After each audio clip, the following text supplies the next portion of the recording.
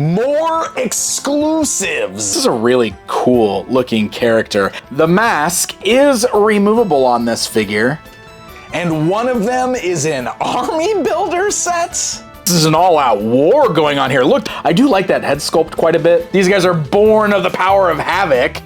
So many snakes. MOTU Origins has got some crazy stuff going on.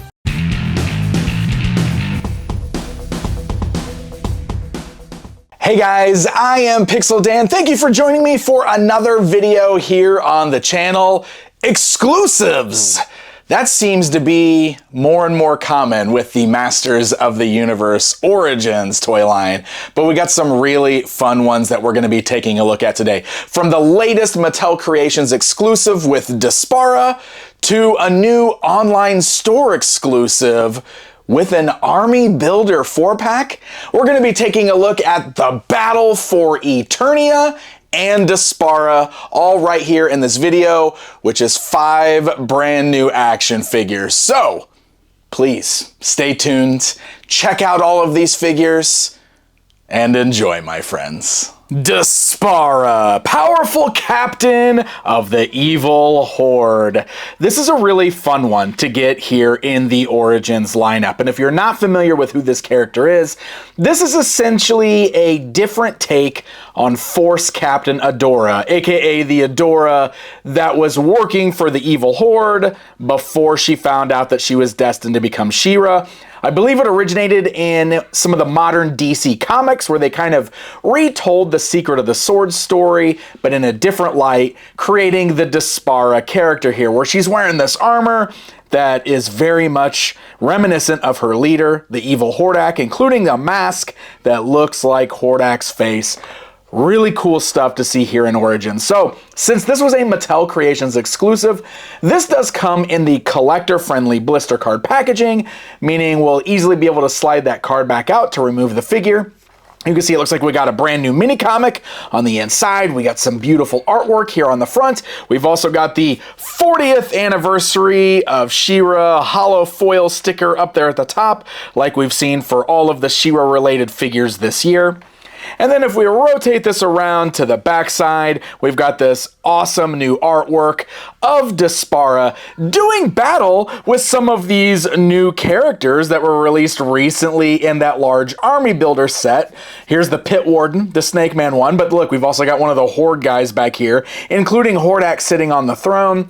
Bright, colorful artwork, love to see it. And of course, this is the part that can just be removed by sliding it out of the plastic blister there. Here we've got the mini comic that is included, and the figure is easily removable. Looks like the swords are on a separate plastic insert, and then the figure is on another plastic insert so that we can easily remove her from the packaging so we can get a better look at her. But first things first, as I mentioned, you do get a brand new mini comic, Phantoms of Despara, which looks like it kind of is another retelling of the Despara story, the Force Captain story.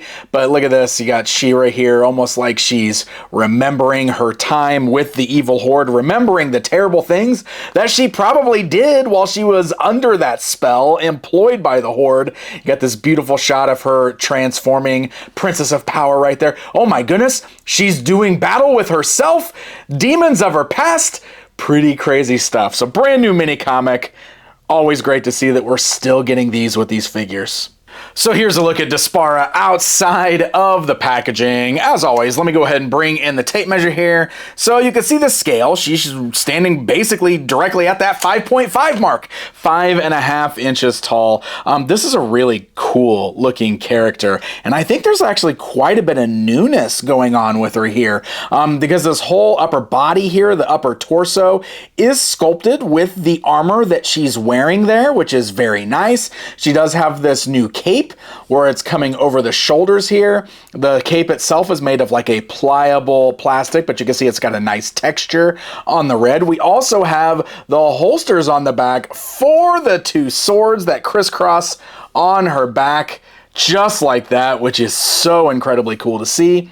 I think this skirt piece is also newer. You can see that this is a separate piece that's kind of floating over the figure there. It's made of a softer plastic as well. And then the boots, look at that, very unique boots with the sculpt piece that goes all the way almost up to the knee there. So this is really cool looking. She is obviously a lot more sleek looking in the outfit design than a lot of the vintage Masters of the Universe figures, but it works really well. Definitely gives off that Hordak vibe, which she's going for. She's meant to look imposing and scary, and that is actually pretty dang cool. Now, articulation still appears to be the same as what you would expect. I would assume a lot of the actual base parts in here are very similar to the other females that we've seen in this lineup here so far.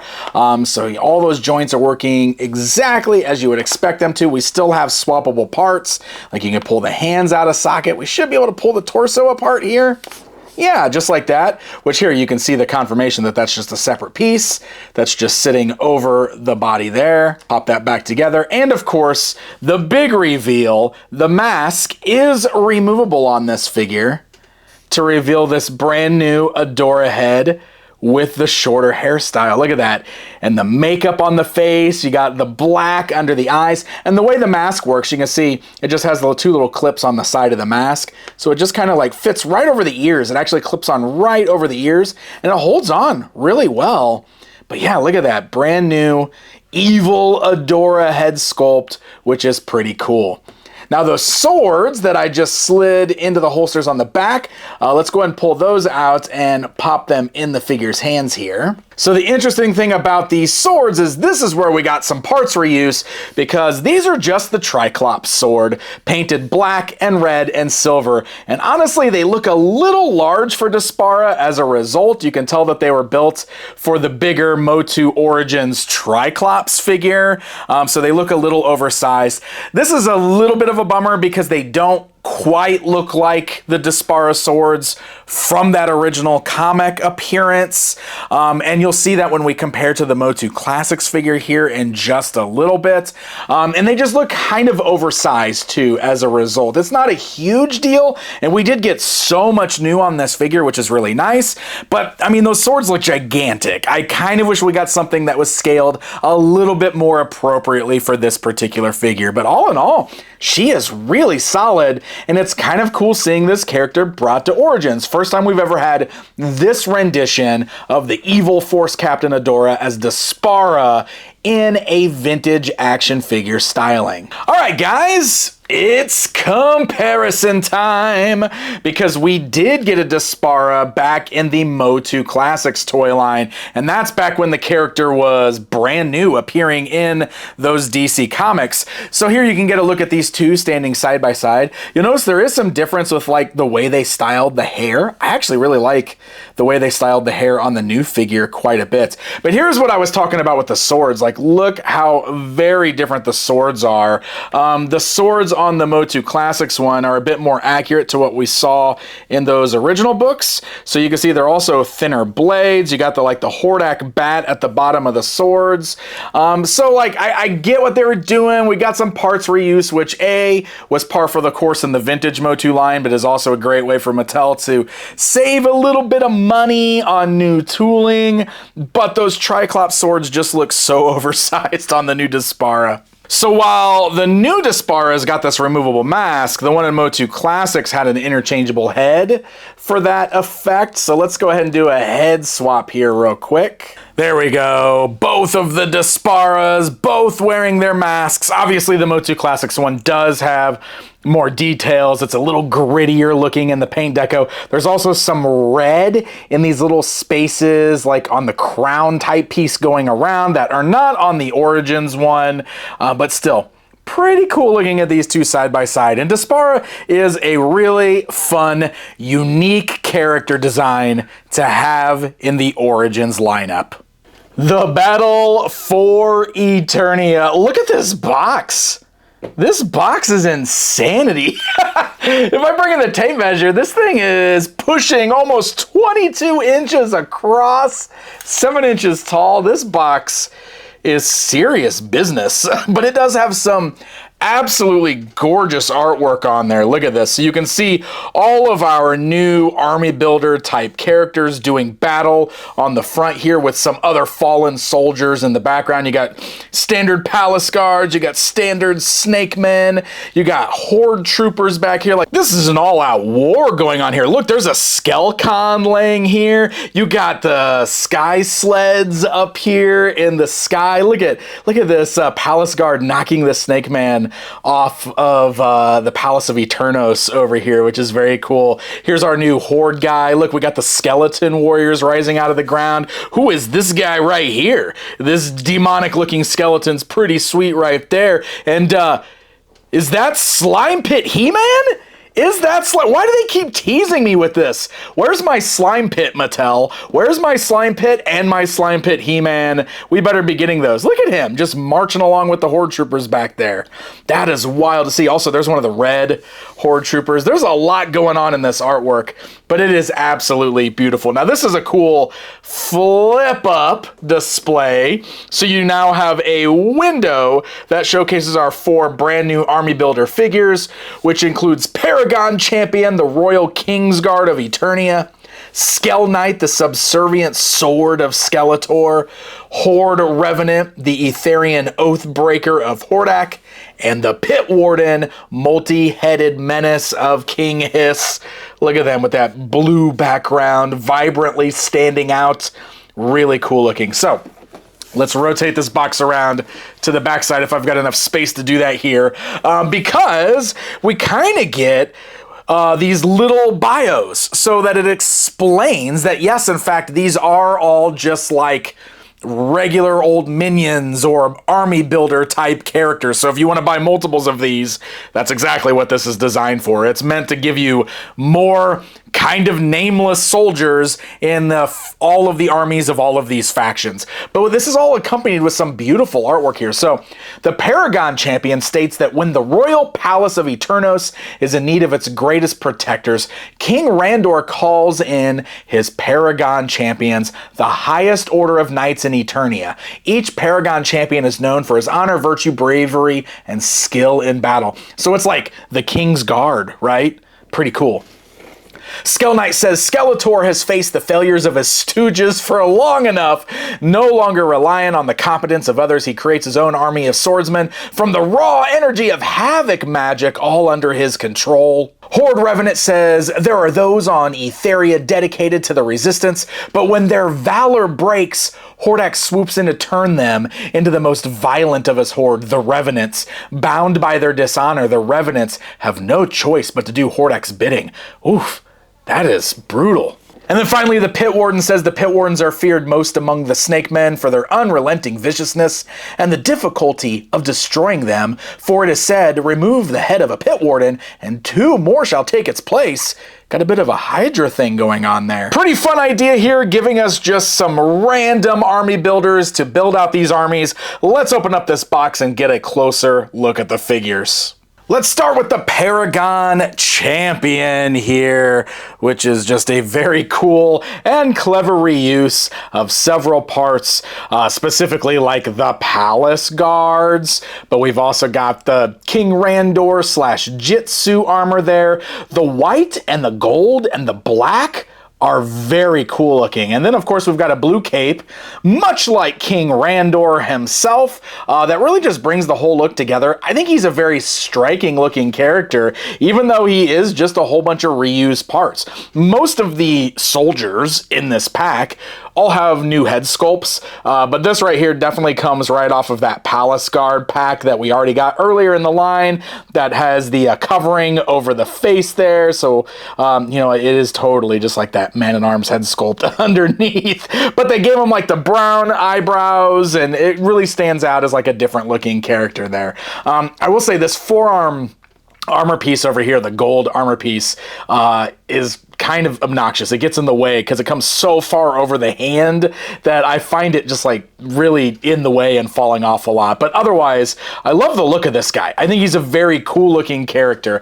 And his weapon of choice is apparently this mallet. So it's gold and silver and a pretty cool looking weapon. This is where that armor piece kind of gets in the way when you're trying to attach the hand to the accessory here. Come on, hand. There we go. So when King Randor needs some extra assistance, he calls in these Paragon champions. Very royal looking knights. Knights to the king of Eternos. These are fun, but the rest of these guys, they're a lot more fun in my opinion. The Horde Revenant is up next. So reused parts that I can identify here. This armor piece on the torso as well as the skirt piece are straight off the 2000X style King Randor that we got in the Rise of the Snake Men series here in Origins, but with a clever black, gray, and red paint deco, including the red Horde emblem painted on the front of the armor there. Wouldn't this look really cool? And they probably couldn't have done it, obviously, because of the softer plastic here. But if this was like a vac metal or a shiny silver, this would have looked really cool. Like the artwork on the box makes this look more silver than gray. I don't know. I feel like the silver would have stood out. But gray works with the Horde, so I get it. I guess that's just me wishing for shiny toys because I like those. Otherwise, we've got like the Hordak style boots and feet down here. Unpainted Horde bats on those boots. But we do have this brand new head, which is kind of fun because it like looks like the Horde logo as a head. Pretty crazy stuff. Now this plays into that whole Hordak using technology to make Frankenstein type characters, and these are apparently former rebels that are traitors to the rebellion that Hordak then turned into these revenants, which is a pretty crazy story idea. I do like that head sculpt quite a bit. Look at that, even has like a bit of like a mohawk ridge there on the head, which is cool. Very Hordak looking in the face, including those teeth there. I think these guys are pretty fun. And then look, we even get this Randor staff, but done in red. So I don't know, are they mocking Randor here? They got full on Randor's wardrobe going on, but it works. The reds and the blacks and the grays definitely make them look like a Horde-centric character. And while these are brand new, I could totally see them kind of running alongside the Horde troopers into battle against the rebellion. And that brings us to the Skell Knight. This is an interesting concept, giving Skeletor even more random minions. That's not uncommon. Skeletor's had things like the hover robots. He's had the Skelcons. He's had skeletons. He even had like that slime pit skeleton thing in the 2000X series. He's had lots of nameless thugs over the years, not just his usual goons. So I could totally see him having somebody that looks kind of like this. Very similar to Skeletor. He's even got a 2000X era Skeletor loincloth piece on there. The armor comes from the Lords of Power version of Beast Man. That head sculpt is pretty cool. It's like a new helmeted look, and I love the way they painted like yellow on the skull face there. You know, like their master Skeletor has a yellow skull face, but also these horns coming off the side, all reminiscent of the Havoc staff. I love the skull with like the spine bones coming down off the back. It's a pretty cool head sculpt. The colors are interesting too because the body is like a light purple with a purple color on all of the armor bits there. So not quite Skeletor, but similar in that overall design. And then he's got this super bright neon green sword, which is really sweet. I like that quite a bit. Got that Havoc-like look to it there. These guys are born of the power of Havoc, so I guess all those yellowish, greenish colors do make sense. This is a really cool looking guy. I mean, he could almost be just a cool character on his own, but totally works as just a random army builder for Skeletor as well. I'm saving what I considered the best for last, and it's another snake, I know, and I've even talked about how many snakes we've gotten in this line. There's been so many snakes, but this is a pretty fun hodgepodge of parts, making a new character here, which is pretty cool. He's another like two-headed guy, two-halved body guy. He's like a snake version of Too Bad, I guess. And there's some clever stuff going on here. Like this torso looks like it's from Frogmongor and Modulok, I believe. And then, you know, this arm over here, I think comes from the Turtles of Grayskull King Hiss. I don't know that for sure because Walmart canceled my pre-order and I don't have that figure to compare it. And I'm still waiting on my Big Bad Toy Store one to ship. You know, I'm not sour or anything, but I am pretty sure that's what that comes with. And look at that, even got the opening mouth on that as well, which is pretty cool. And then you got this split up here for the head. Now, this is what's pretty cool about this. Like, the packaging mentions him being very Hydra-like, where you cut off one head and another one grows in its place. So you've got these two heads up here. I love this guy right here. Very, very different looking, right? Because he's got like the shorter, like more human-like nose, but he's got those red eyes. And then you've got the longer snake head there, which is very cool as well, which also has an articulated jaw. But this is what's really fun about this. Of course, since the Origins line is meant for pop and play, for parts changing, you got this extra neck here, and you can just swap these heads around. And since these are just regular old soldiers, obviously they want you to buy multiples of these so you can build out different looks for the Pit Warden. Like, if I wanted to just take this main head and put it on that body, I can. He kind of looks like he doesn't have a neck, but that is an option if I want to do that. Or I can pop that off, and then that extra neck that was included, we can pop that on this neck joint to kind of give it the more elongated snake neck there. And then we can use that other head to pop on this joint. And now we've got this snake guy, which is also very cool looking. Downside here is the joint on mine's a little loose on this neck for some reason, so you can see how this head bobbles a little bit more than I'd like it to. But you can still find a good way to pose it, and that's pretty cool. That's a cool looking Snake Man as well. Or, you know, right how he is right out of the package. If you want to go for that two-headed look, you've got that split neck that we've seen with characters like Modulok. And then we can just pop those two heads back on there, and boom, now we're back to having a crazy two-headed snake guy, which is pretty cool.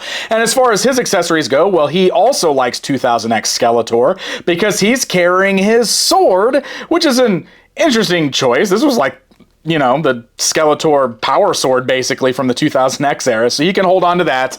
But then we've also got the shield from Snake Armor Skeletor done in a yellow color that matches the belt, so you can also put that on there if you'd rather him not have a sword, but you'd rather him have a shield instead. Since his other hand is a snake, he's not really going to hold this shield very good. Bit hard to get that on the hand there, but there you go. You've got that as an option too. I don't know, I think this guy is pretty cool. I mean, yes, more snakes. We've had lots of snakes. This is a really fun design for a Snake Man. And there you go. That is the battle for Eternia. Honestly, this is a fun idea. Just giving us some weird army builders to build out the ranks of all these different factions is a cool idea. And it definitely makes for a perfect online exclusive because these are brand new. They're not anybody that people might feel like they're missing out on, but also it was readily available, easy to purchase through Big Bad Toy Store, which is where I bought mine, and it's fun. Army builders are always pretty cool, and I thought these were, even though they're just a hodgepodge of mostly parts we've seen on other figures, they work well to create some really weird and wacky new characters, which is totally what the vintage He-Man line was kind of all about at some points. So there you guys go, a look at Despara and the Battle for Eternia 4-pack. All of these are really fun. It's really wild to see just how many like original characters the Origins toy line has produced, as well as dipping in the waters of stuff like the comic books like they did with Despara here. We are still waiting for them to fully wrap up the vintage Masters of the Universe toy line, and I'm constantly seeing people talking about that and asking for the rest of those, but I can't deny how fun all of these figures are regardless of that. Despara is a cool character design. It's a really cool like take on that whole Secret of the Sword storyline. And it was one of those designs that was pretty widely accepted by fans when she was introduced. I always thought she was pretty cool too. So getting her in that vintage scale is neat. I like that. And army builders are always cool. I know army builders aren't for everybody, but I think that's when something like this is like an exclusive works out just fine, because if you decide you don't want it or you miss out on it, maybe it's not that big of a deal. However, it's an army builder set, which means I think the intention is to buy multiples of these so that you can build armies. So hopefully it's something out there that everybody can get as long as they want it. I was able to easily order mine through BigBadToyStore.com. So definitely check that out to make sure it's still available if it's something that you're interested in. I'd love to hear from you guys. Leave me a comment down below. Let me know what you guys think of the latest offerings for the MOTU Origins toy line. And as always, thank you for watching. Until next time.